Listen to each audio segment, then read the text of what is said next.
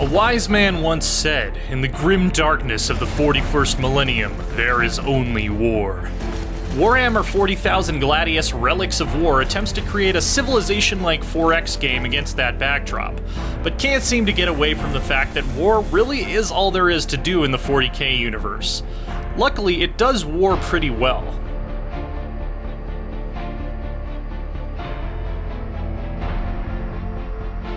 Gladius puts you in command of one of 4 distinct factions: the elite Space Marines, the savage Orcs, the creepy Necrons, and the dutiful troopers I'm told I'm supposed to call the Astra Militarum now, even though to me they'll always be the Imperial Guard.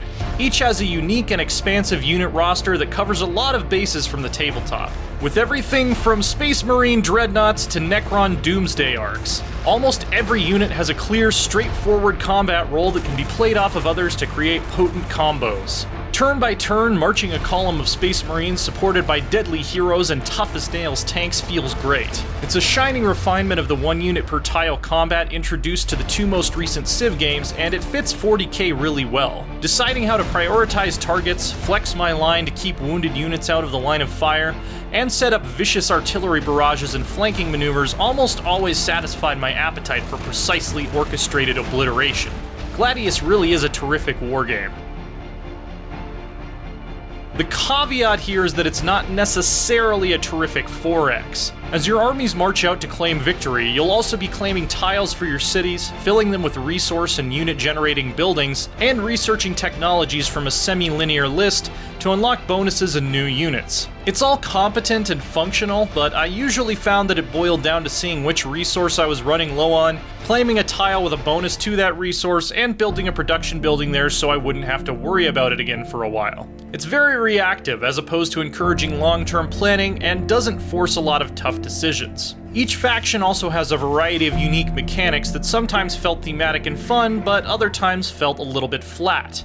On the stronger side, Space Marines can only ever build 1 city, and must secure strategic resources around the map by placing smaller, less defensible outposts that can't produce units or other structures. The Necrons can only found cities on buried Necron tombs, scattered sparsely across Gladius Prime, and use ore instead of food as their upkeep resource. Some of the ones that didn't work as well include the Orcs Wah, which gives up to a 25% damage bonus when your influence resource is high. But since Orcs generate influence every time they deal damage and don't have much to spend it on, I found that I pretty much kept it maxed out with no challenge or difficult choices from the mid-game onward. There's also no diplomacy to speak of, which again is kind of a given with the theme. You can set specific factions to locked teams in custom games if you want to fight a united front of Imperial Guard and Space Marines. There's no trade or negotiation of any kind once you hit go. Ultimately, I didn't find that this bothered me much. The constant state of conflict between all factions actually led to some of my favorite, most intense encounters.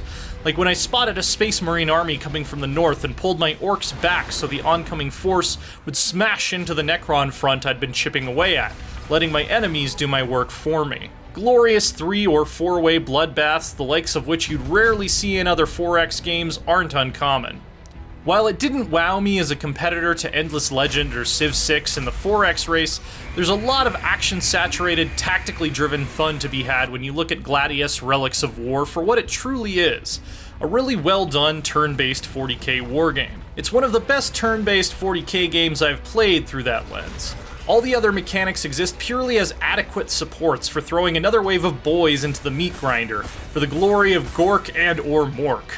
Maybe that's thematically appropriate in the grim darkness of the far future, but if Gladius wants to call itself 4X and not just cut straight to the wargame chase, it could have made those elements more interesting to justify the label.